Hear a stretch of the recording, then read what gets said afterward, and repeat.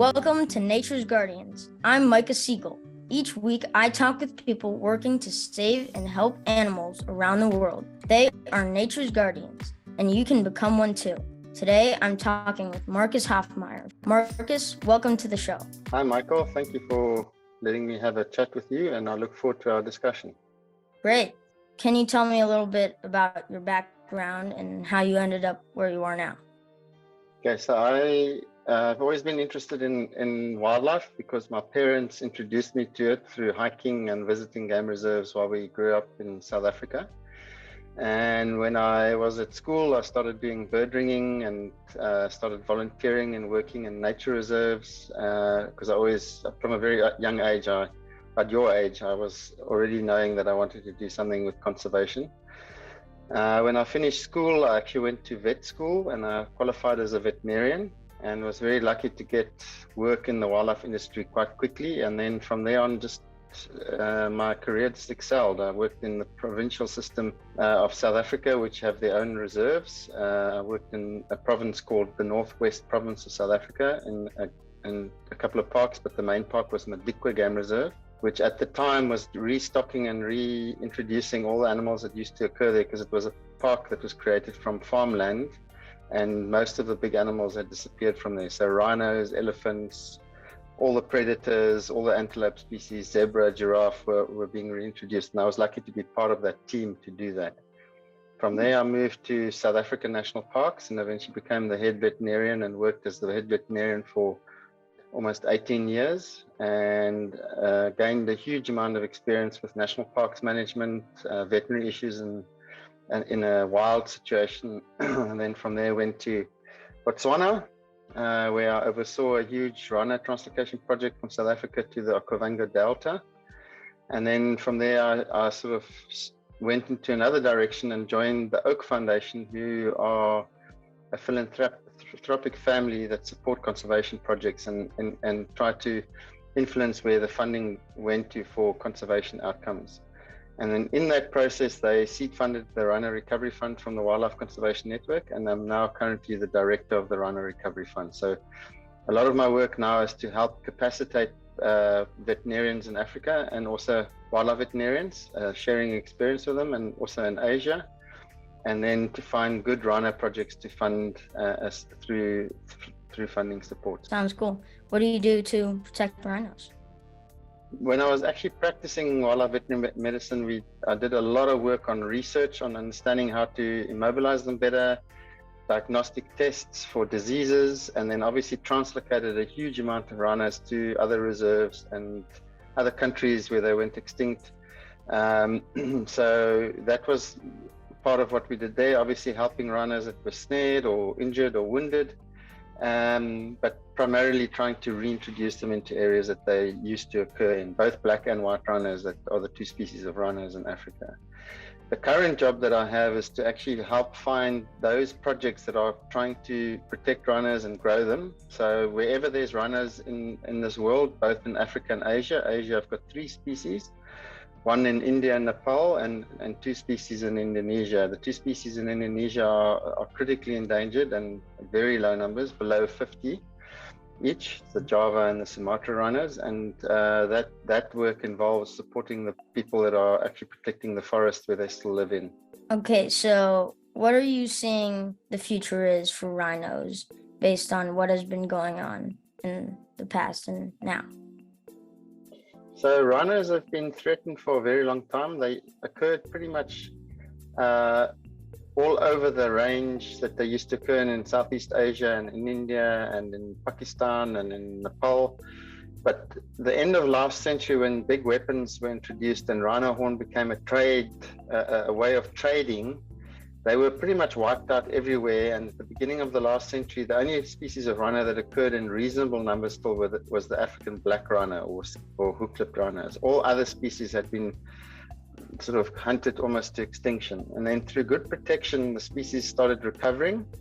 Those that were very threatened, particularly the greater one-horned rhino in India and Nepal, and then the white rhino in South Africa.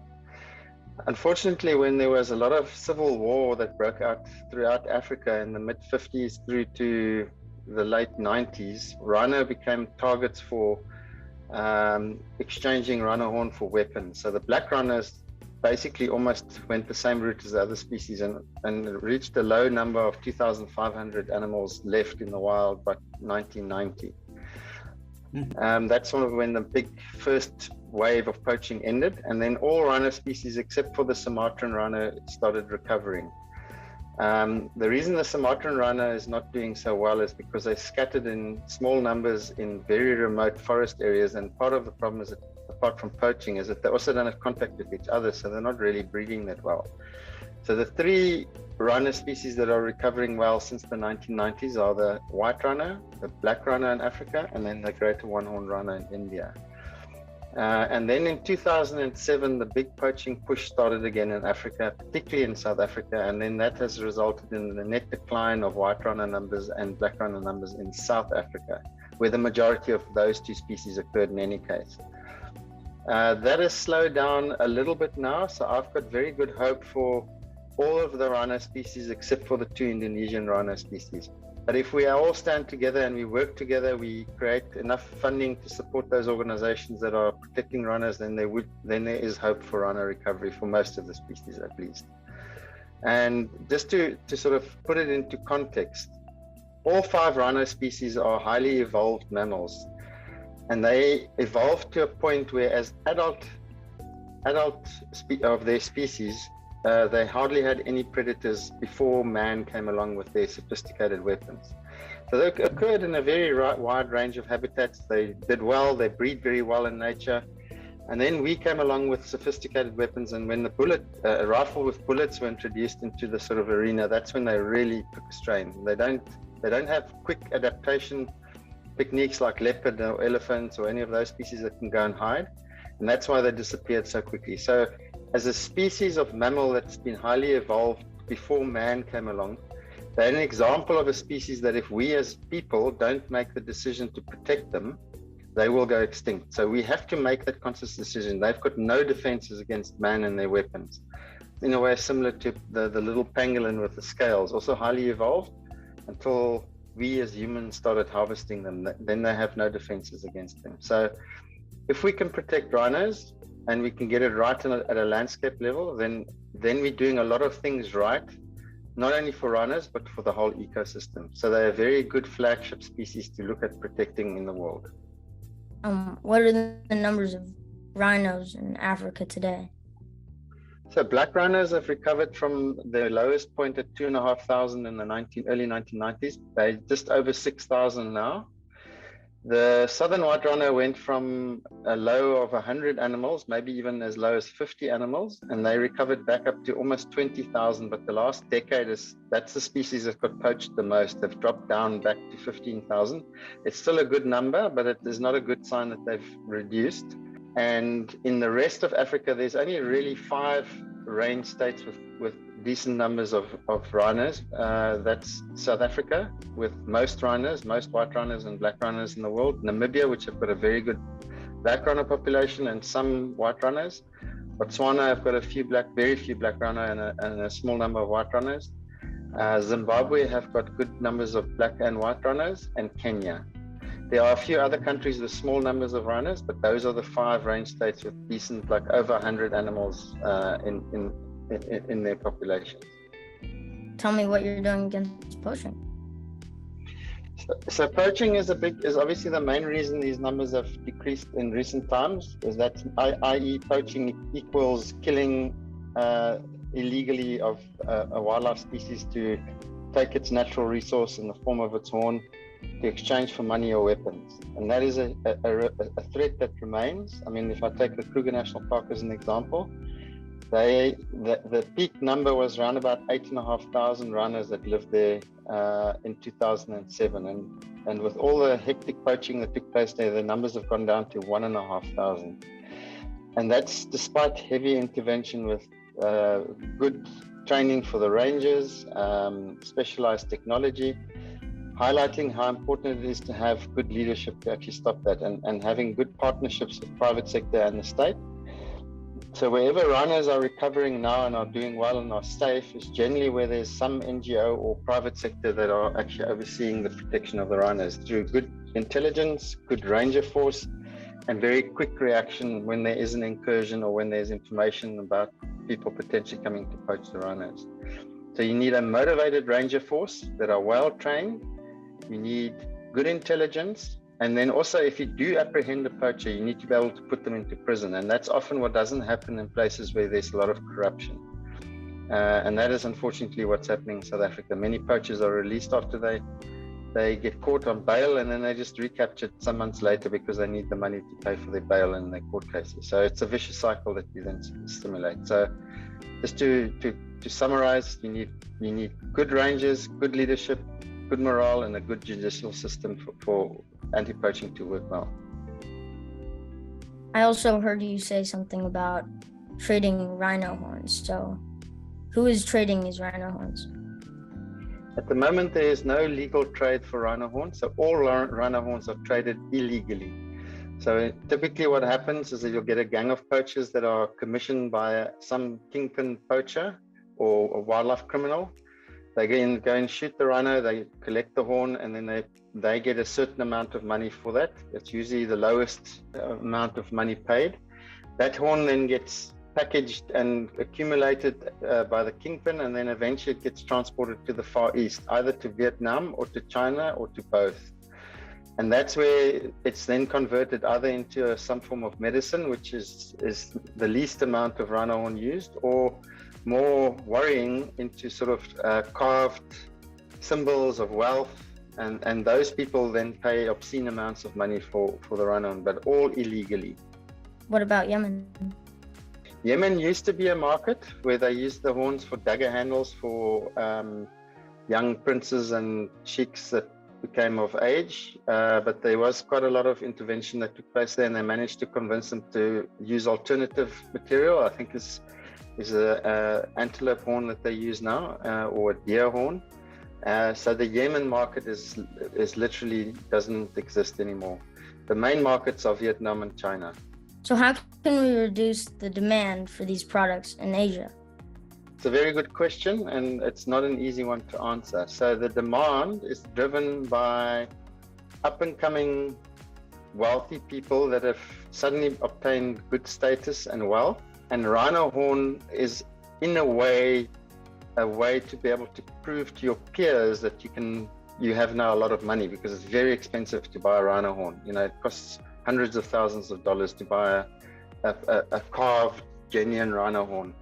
So there have been some work done on looking at demand reduction, and there was a recent paper published trying to see the effect. But unfortunately, because it's peer pressure, what we're hoping to do in the future, and there's a little bit of that already happening, is to work with homegrown organizations in Vietnam and China who are trying to put out the message that it's not cool to have a rhino horn, and societally to try and change it. But that's a long-term investment, and it's potentially risky. So if you really want to stop the sale of rhino horn, you actually need to try and stop the supply chain. And that's where we've also put a lot of emphasis in it with the Rhino Recovery Fund, is to support groups that can actually identify where those pinch point supply chain points are and disrupt them. And then obviously at the source area, you need to have good protection of the rhino. So you have to do all of those things at the same time to eventually get to a point where hopefully there's no demand or pressure to go and kill more rhinos. What's being done to disrupt the supply chain? Yeah, so in South Africa and Namibia, one of the ways they've managed to reduce the poaching is by actually dehorning the rhino. So you cut the horn off above the growth point, and you put the horn in a somewhere safe under police protection, and therefore the rhino now has a short, stumpy horn, which then makes it less attractive for the poachers to risk going in to poach them. The problem with that is that the horn regrows. So it's a short-term solution, and every time you have to immobilize the rhino, and there's risks involved with that. There's quite a few organizations that are looking at where the trading hotspots are and where the markets are that the horns are flowing through. For example, African rhino horn, we know, are going through Angola, Mozambique, and Nigeria, and the Democratic Republic of Congo. So we are supporting organizations that are actually trying to uncover those networks and expose them, and actually get the police of those countries to arrest them. In other countries, we are trying to help organizations change the law so that it becomes more difficult to actually trade in any of these things, or if you do get caught, that the sentences are much higher. But like I pointed out before, it is a highly organized criminal activity that's not so easy to undo. But it involves proper intelligence, good investigations, and collaboration between cross-border countries to actually stop this from happening. And it's not an easy task. And hence, therefore, the rhinos are continuing to be poached. But there's a lot of effort being put into to try and disrupt those trade routes. What scenarios do you see for the next 10 years? I think the most important scenarios that I'm hoping will play out is that there will be demand reduction in the countries that want them because of societal change and a growing middle class that are more wildlife friendly and understand what it means to have free-range wildlife. That there's better organization between police systems that can help work together to disrupt the supply chains, and that within the source countries of Africa and where the rhinos occur in Asia, that there's better societal buy-in at not accepting this poaching of rhinos. So the places where the least amount of poaching takes place is generally where you have political will not to support it. So the corruption that takes place in the country is not supported to, even the corrupt people don't do the rhino poaching. You've got good buy-in from stakeholders around places where rhinos occur, including communities that live there, and that you've got good protection through proper ranger force and good leadership and enough adequate funding. If you put all of those things together, then we will see a recovering rhino population. And in some areas, that's already happening. How can kids become nature guardians like you and protect rhinos? Well, I think if you can continue to ask good questions like you do, share the information and inform yourself about what the real issues are. So as you educate yourself and you get a degree or you get other forms of education, you can build that into sustainable solutions. So having worked in this space now for almost 40 years, I can categorically tell you it's not about protecting species, it's about how we change people's attitudes towards being more kind to the environment and making the environment part of our solution, and that we all take responsibility for that. All of those things are little behavior changes that we need to do so that we actually start from our very own home base, become nature guardians. You don't even have to get to the point where you're protecting a species, but if you get the behavior change and you do things at that level, then that will naturally reach on to that people will start becoming more tolerant of wildlife and not tolerant of criminals that are utilizing wildlife products illegally. So this goes back to Chinese using rhino horns and turning it into medicine. I heard that was fake news and it doesn't work. It's like imaginary potion stuff and it's not actually helping the person. Yeah, so that's a difficult question to really answer in a way that makes a lot of sense. So remember that the Asian culture, particularly the Chinese culture, is much older than the Western cultures, and they've been utilizing what they call traditional Chinese medicine for thousands of years. And the way Chinese traditional medicine is made up of, it's made up of a formula of different products, of which rhino horn is only one. And if you have people that believe that this potion will help them, it is a very strong a motivator to use it, and it's not something that you can easily change by just telling people that this doesn't work. Because if you have a child or a friend or a mother that's very sick and you say this potion is going to help that person, and you've tried everything else, then people will turn to that. But there is also a slow move towards influencing the traditional Chinese medicine approaches, because historically in the old literature there's mainly plant materials that they used and not animal products. So the introduction of animal products was a more recent event, and also creating awareness that if you put animal products into that, it often means that animals have to be killed to achieve that, and then changing the attitudes of people through that way. But just saying that it's got no effect, yes, we know that. It's the same. The horns is the same as your fingernail. It's made up of keratin, which is a protein source product, but it has no medical value. But to challenge people's culture can have unintended opposite effects, where people say, well, it's just Westerners trying to tell us that we don't know what we're doing. and it creates a national pride outcome. So one must be very careful how you talk about these things, and rather have proper constructive discussions and work with people that are trying to change people's attitudes, that understand the culture of that country. So last question, what would you do if you had more money? So money unfortunately turns the world's wheels, and as a fund director, I do need to have as much funding as I can. I mean, I estimate that I would need $10 to $15 million a year to have a real impact on rhino projects throughout the world. Because if you take it in generation turnover time of rhinos, they are slow breeders. They only have a calf every 2 to 3 years. It means that if you've got 10 rhinos, of which half are female and half are male, it will take 15 years for that population to double. So you cannot just invest for a solution in a short period. So we need money over an extended period of time to really make sure that we recover species. And this is the same for everything as well. And it is a sad reality that in the world, a lot of money goes to marketing and sports events and beauty contests and a lot of material things, but we get very little money for protecting the very environment that sustains life on this planet. And I think that formula needs to change in a responsible manner, and people like yourself growing up can make that change happen. Okay, thank you, Markus. Thank you for letting me talk to you, and I look forward to seeing you grow into a proper nature guardian and keep on doing what you're doing, what you've started now. Well done. Thanks for watching, and see you next time on Nature's Guardians.